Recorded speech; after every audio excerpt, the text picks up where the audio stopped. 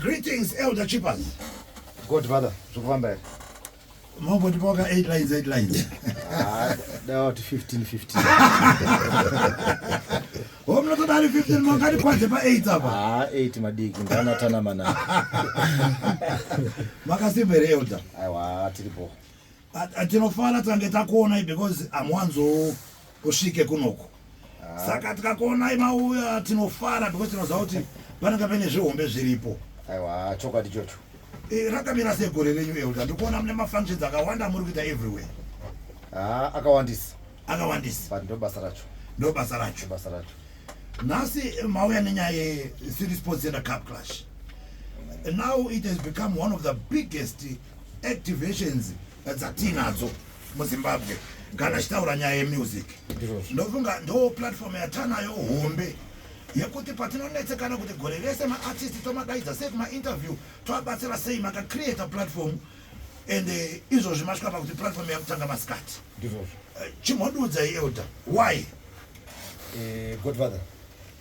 Ndofunga I think uyo unonzi mukoka. Ukoka vanhu. Right. Ndo watinawo. Toda ngotenda Mwari. Ndo zvaanoti tikwanise kuita. Nyaya nayo Godfather inyaya diki panapa. Makore ese tinochipa mubayiro muhombe muna December. Asi nokuda kwenyasha dzakauyawo this year tachinja. Kune zvichaitikawo muna August unoyo. Right. Kuno chataura mubayiro watiri kupa this year. But let me take you back. We are a brand that accepts constructive criticism. We have been giving vanhu motikari. You know kuti tinogadzira motikari ma BMW. But what we've realized is sometimes tinopa munhu motikari sitamboita motikari haana license unomba motikari hakwanisi kubata munhu zvakanaka. Noti vese nedzimwe nguva moto inongofawo zvinormal.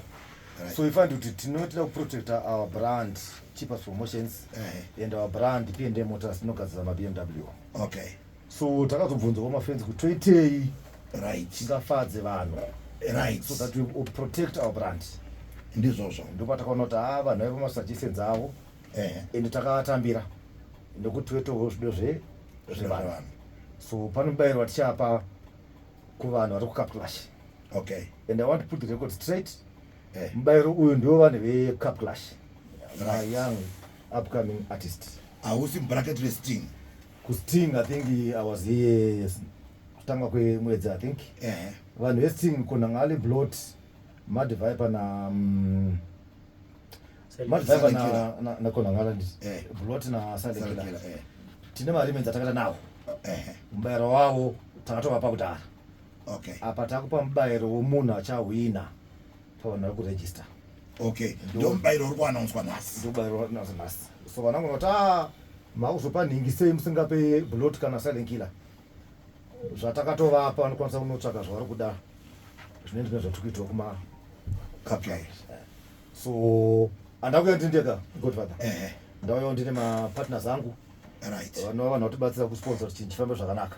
Okay. I will not say much, but I will allow kuti vazvintroduce and preempt what's in store for munhu achawina.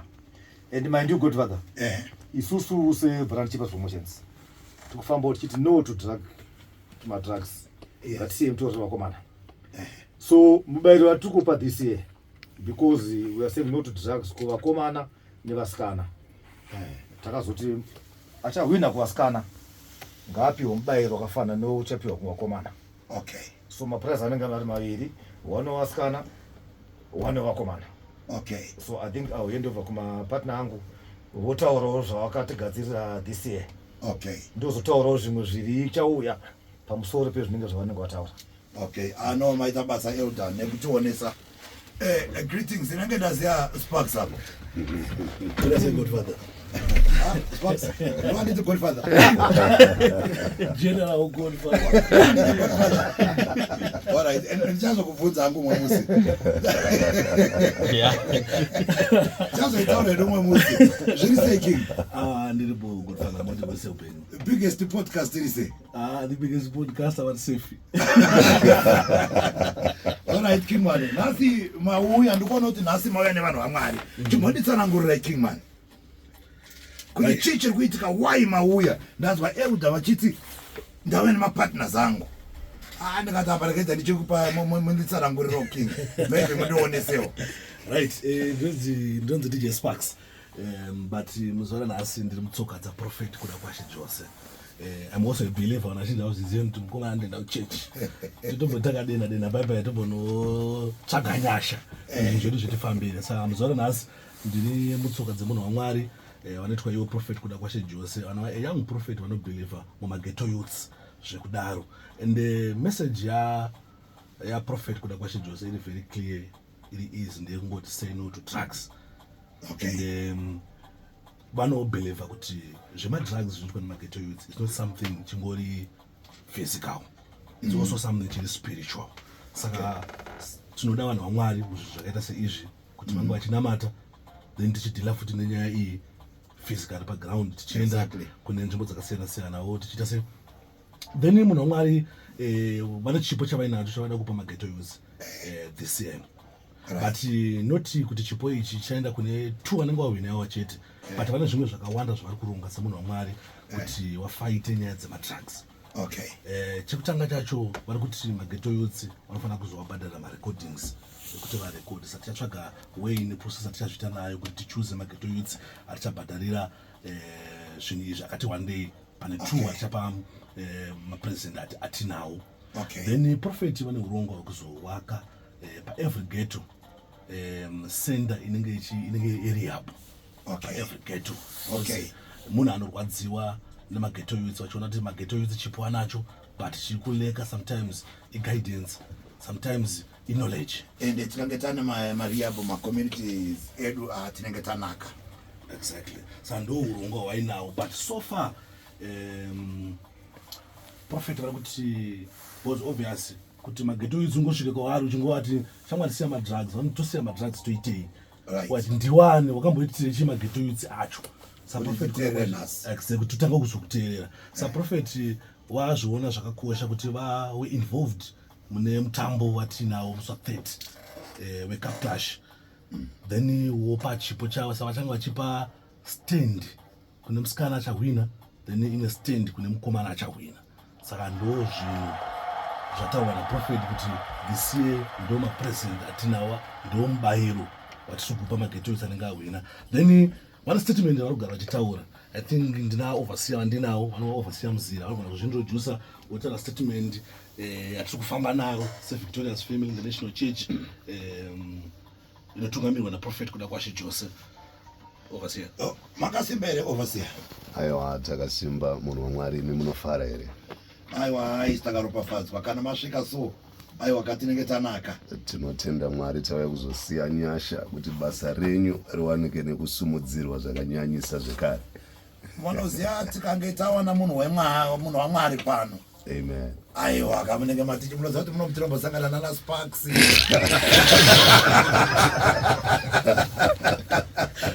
Saka mukange mauya so toziva kuti nyasha dzamunosiya munomu kana kumaghetto youth kana vakateerera kumba kana vari online. Yes. Asi baba ndoda kuti mundibatsiro munoziva kuti nanzwa kufara. Ndikazwa misodzi yangu ichiuya ichinzi naSparks prophet vakati kuti ndibatsire maghetto youths kuti anditeerere.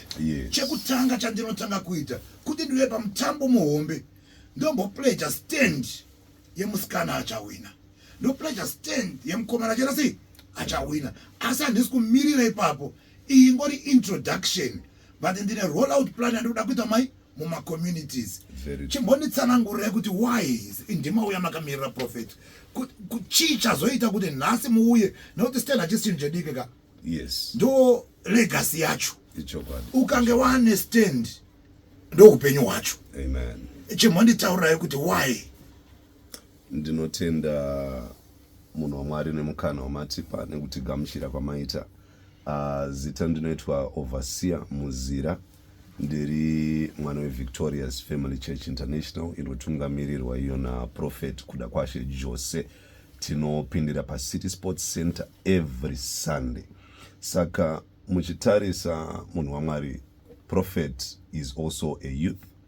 He's only 27 years old. Saka he relates so much zvakanyanya kune zviri kuitika kune maghetto youths. So in life there is always a starting point pane patinotangira nguva dzese muupenyu. So munhu wamwari vari kuti statement yavo ndeyekuti the youths need to be redeemed from substance abuse anditika. So vari kuti this thing chemadrugs inhau yepanyama, but it's also more on the spiritual side of things.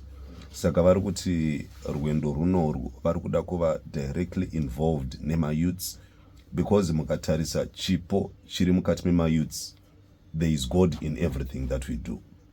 Chero shoko raMwari rinoti seek ye the kingdom of God and his righteousness and all things shall follow. That's what the man of God believes. Saka vari kuti mayouth pavari kuita zvavari kuita, ngavaisewo zvekare Mwari pamberi, ngavaregedze madrugs, ngavaregedze kuabuse madrugs, so that vangoziva kuti pane zvose zvinoitika Mwari vanenge vari pamberi. Saka tichitarisa kumashure uku, maybe mukoma Chipaz vanogona kuwirirana nekuti pamibayiro apa kazhinji papa chingohwiniswa vakomana. So munhu wamwari vakati no, vachibatsirwawo zvekare namukoma Chipaz nemaideas zvikanzi no, this time around let us tuye nenhau yegender equality as well. Let us reel in vanasikana so that pasasarire nekuti madrugs aya haasi kungoaffecta vakomana chete, ari kuaffecta nevasikana zvekare.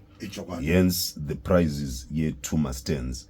Saka as we speak right now, there's a lot of groundwork iri kuitika zvakanyanya, because there is more to life after maprizes anditika. Vakomana nevasikana ava after mibayiro yahwiniwa, what exactly are they going to be doing? Are they going to lie idle? Kana kuti pane zvimwe zvavachatanga kuita zvinova occupy in order for them to focus on other things other than focusing on drug abuse. Saka pane a lot zviri kuitika paground, like sezvambotaurwa namukoma Sparks, pane nhau yema-rehabilitation centers in every ghetto, and pane ma-events achatanga zvekare kurongerwa ma-youths ekuti agare ari occupied, so that their minds are shifted from substance abuse into something that is productive in building their lives and a better future. Ndo zviri kutaura munhu wamwari. Thank you so much. Now, mubvunzo wanenga kubvunze musati maenda overseer. Yes. Patinoita yekuHarare, tinoita seHarare province. Yes. Tinowanzotsvaya nepati patinokwanisa kuti tisvikewo masvingo, toenda kuChinhoyi, tosvikewo Mutare, chingopindsvika maprovince akasiyana. Then tozoita national Cupclash yedu muna December yatinenge tatarisira kuti maprovinces ese vanenge vauya, kwatinenge tinokwanisa kunoita mutambo, tinenge tanoregister tavadaidza. And ndo patangange taziva kuti Elder Chipaz ndo pavaiwanzopa mubayiro. Asi ime mauya muna August. Zvichireva kuti muna December pa national Cupclash tinenge tiri tese. Munhu wamwari vari kuti izvo, he wants to be part and parcel of this through and through, head to head. Hapana pavari kuti vachadzokera kumashure. And I believe mukoma Chipaz, we have had long discussions navo tichivaratidza vision yemunhu wamwari regarding to involvement yavo nema-youth. So he's going to be there, he's committed, and he has already pledged his allegiance, commitment and loyalty to ma-programs ese ema-youths. Saka hazvisi kungotangira panapa zoperera panapa, aiwa, it's a long-term plan. But sezvandambotaura, this is just the beginning. Thank you so much. Yes. Elder Chipaz, ndodzoka kwa munhu. Godfather. Nasi mate mama. No, handitoziva nepekutangira. Totongoti muchinjiko mutatu. Asati simauto.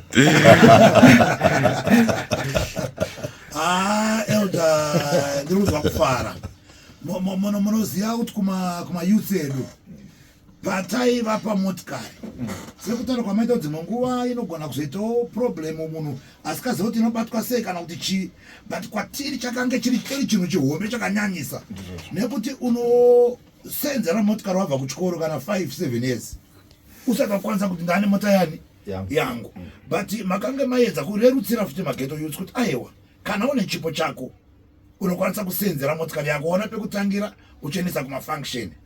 But nhasi mabva mauya nenhaka yeupenyu ndo yamaina no tinoda kungokutendai Stereki elder, thank you so much kuuya kwamaita nemaprizes amaita. Ndofunga mayouth angu kunzoko ari kufara, maartist ari kufara zvisingaite, but thank you so much. Asi ada kuti musati maenda mune zvamungade kuwedzera. Ndoda kutenda Prophet kuda kwashe Jose. Ndichingoti nini, I hope and it is my wish kuti the corporate world also follow suit. Issue ma drugs aikwanisiki munhu chete. Kuda combined effort. So ndinovimba kuti vamwe vachajoin nawo program yatangwa na Prophet kuda kwashe Jose. Yes. To add more, kuna unzi Boss Gaga. Right. Boss Gaga vari kuti ndichaya nemafoni. Atichazopawa vamwe vachawina because we cannot all be winners on the same day. Right. Kuna chazojiwa asari agona. Right.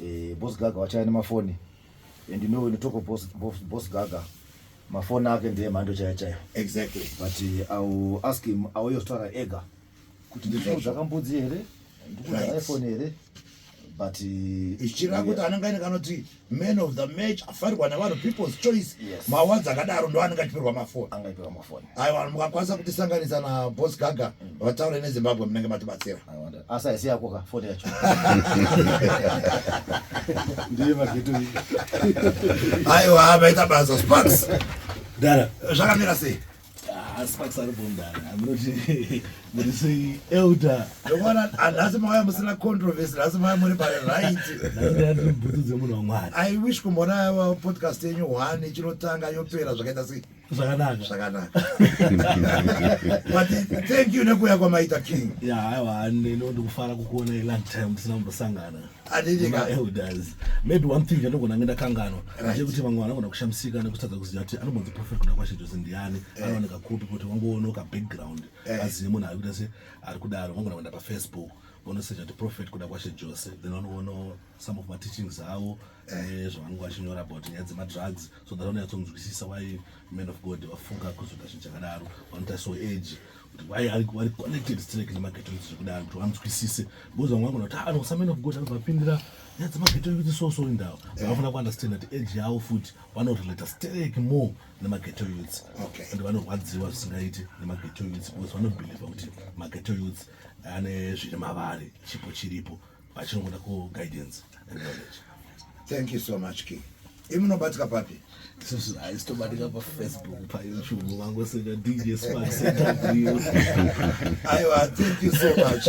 Overseer, munhu waMwari. Thank you so much nekutora kwamaita nguva yenyu kuuya kuzombokurukura nekutandara nesu. Tinotenda Mwari nekuti gamuchira nenguva yamatipa munhu waMwari.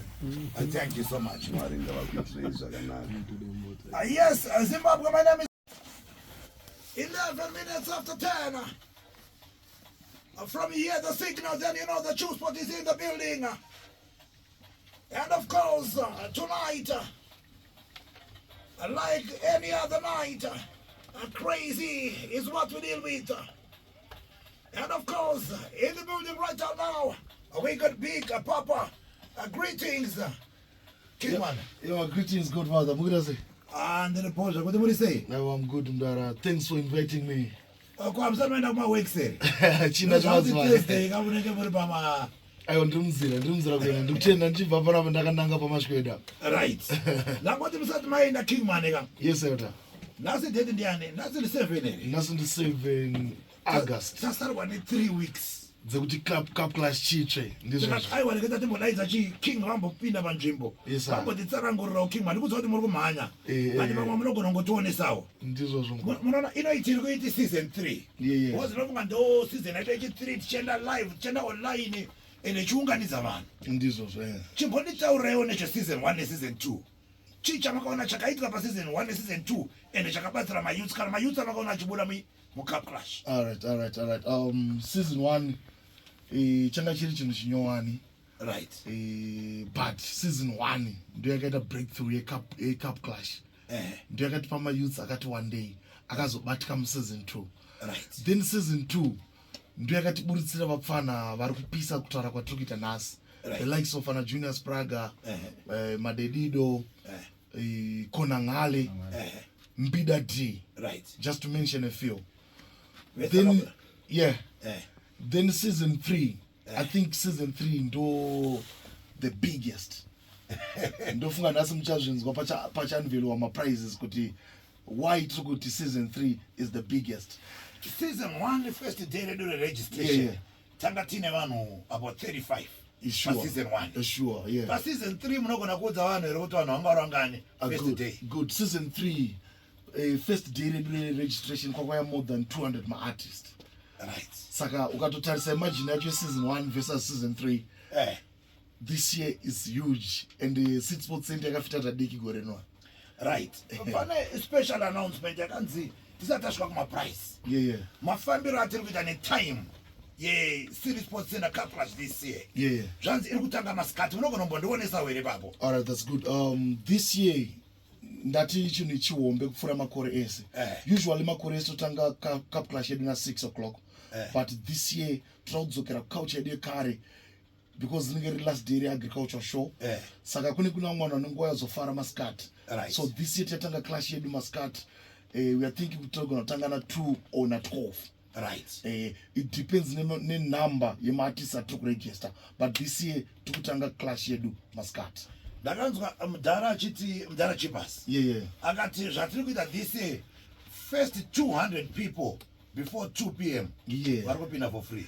This year machena ma blessings asati zvamboitwa kuti mupinda 200 vanhu mahara. Saka first few people vachia early birds vari kupinda mahara machena. Right. Yeah. Mukati mimi ma-artist enyu osvika nguvai kana muchitanga na 12 muri kwada by 12 here vabva watoziva izvozvo. Ma-artist edu ese akaregister. Ma-artist edu akaregister ese twada na 12 musi wacho weevent. Saturday 3rd August pa City Sports Center twada na 12. Clash yedu because iri kutanga masikati na 1200. Then ma-elimination edu antotangira ipapo. Kune vasiri kubata time vachabva vatodisqualifyiwa nekusabata time ipapo. So this year try to emphasize panguva. So Zimbabwe kana makateerera zvanzi every artist by 12 o'clock ari kufana kunge a backstage. Real. Ngaasachema hake nzara zvanzi namudhara Chipaz Now this year machena ndisandati this year ma1. Munhu wese you better be there this year because tina kupinda mu history. I think tichapinda mu Guinness Book ye clash this year. Right. Musati maenda chekupedzisira. Yes ngoni. Mubvunzo unopa chibvunzo mageto youth. Ndati nhasi handoupindura nombokupai mupindure. Silent killer na blot vari kuclasha here. Alright. This year ndisandati chinhu chihombe ndikuramba chiripita mawedzi yaya. This year tine Cupclash. And Cupclash ndio yatiri kuregister vapfana. This year tobva tati kune Sting. So it's a double dose. Kune Sting ne Cupclash same day. Kusting huku manje ndio kuna Silent Killer versus Blot. This time wakomana vari kutopinda 1-on-1. Tobva tati Konangale versus Mad Viper. Omumu bracket resting. But before Sting ndo pacharoachi Cupclash topa mfano wedu ziprize richaburitswa nhasi. Right. King ndandasiya one mubvunzo. Yes mbo. Mangwana registration is strictly my ladies. Chicha munokwanisa kuudzwa ma ladies because ndofunga tane nguva. Chichema kuti ma ladies ngaite sei? Ngabati. And after my announcement yaitwa nhasi vachaziva kuti why tiroti vauye but munogona kuvaudzawo kuti chii musati maenda zvenyu mubva maroeni pasi. Alright, that's good. Inini ndinongoinvita madzimai nekuvazivisa kuti ngavasanyare ngavabudikire because gore rinori tinoda kuona ma-female artist akawanda kupfuura makore ese. So this year I'm inviting mababy ese ane talent whether unoimba rap music, hip hop or dancehall or talent rakure kungojambisa mafans but kira mangwana. Let's make this huge. Tese varume nevakadzi. Thank you so much King man. Maita basa. Aiwa munokwanisa kurova zvenyu.